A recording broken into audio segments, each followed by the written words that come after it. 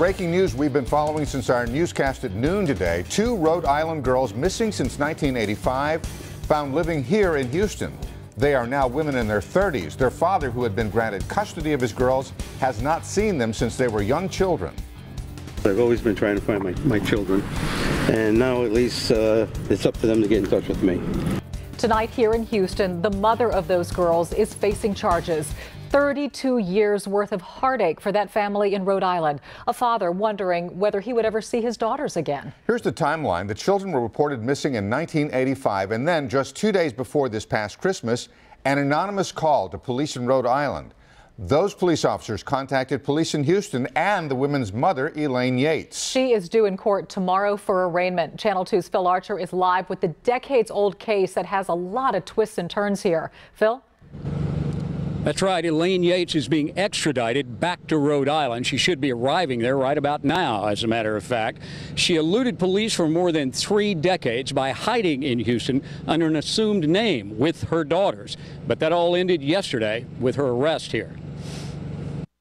69-year-old Elaine Yates had been on the run since 1985. That was after she allegedly abducted her 2 young daughters in Rhode Island and fled here to Houston. She was arrested Monday after an anonymous caller tipped Rhode Island police.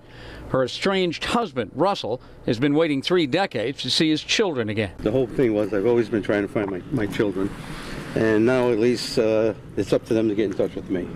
What happens with my ex-wife, I really feel bad about, but we got to find out what's going on. Police say Elaine Yates assumed the name Lena Wahlberg once she was in Houston and then lived quietly, giving her children assumed names as well. The youngest, Kelly, was just 10 months old at the time. Her sister, Kimberly, a 3-year-old toddler. Both are now married with children of their own. In Dickinson today, Kelly Yates and her husband refused to talk about her mother's arrest. She doesn't want to talk to y'all. She does.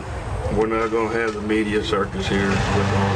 Remove yourself from the property. In Baytown, Kimberly Yates wasn't home when we knocked at her door. I met her like a couple of times, but oh my gosh, I have goosebumps. That's crazy. Okay, I would never thought that. Elaine Yates is now on her way back to Rhode Island to stand trial. She's charged with child snatching, a felony. Do you think she should be prosecuted? I think it's going to help for me or anybody else at this point. I just want to see my kids. Russell Yates admits he was not a model husband, that he struck his wife all those years ago during an argument, prompting her to flee, and that could be a mitigating factor in her prosecution in Rhode Island. The charge she is facing normally carrying a sentence of up to 2 years in prison upon conviction.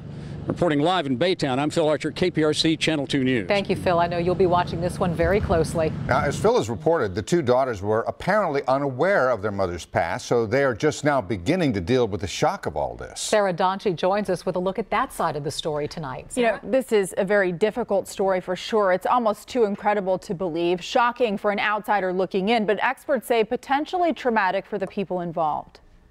Dr. Asim Shah is the chief of psychiatry at Bentop Hospital. He's not involved in the Yates case, but says that in other kidnapping cases, there are some common themes among the abductors. 2/3 of them are people who you know, and people who have less friends, who are more isolated, who are more within themselves, and who have some sort of fear that they may not be able to achieve the emotional connect of a mother-child or a father-child.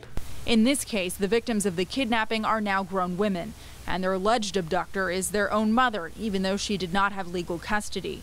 Dr. Asim says that can lead to incredibly confusing feelings of guilt or stress. A lot of times it is difficult for them to go back and reunite with their family because they don't know them. Ultimately, Dr. Asim says different people handle trauma, well, differently, and that a victim's personal space should always be respected. It is difficult. So the best is for them to have a thorough psychological evaluation, psychological treatment, and slowly see if they are willing and able to go back to their parents. Again, in this case, they are grown up, so they are making the decision.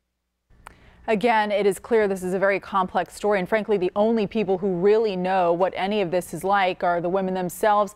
And Bill and Dominique, we certainly wish both of them well. So far, they refuse to talk to anybody about this, Sarah. Thank you.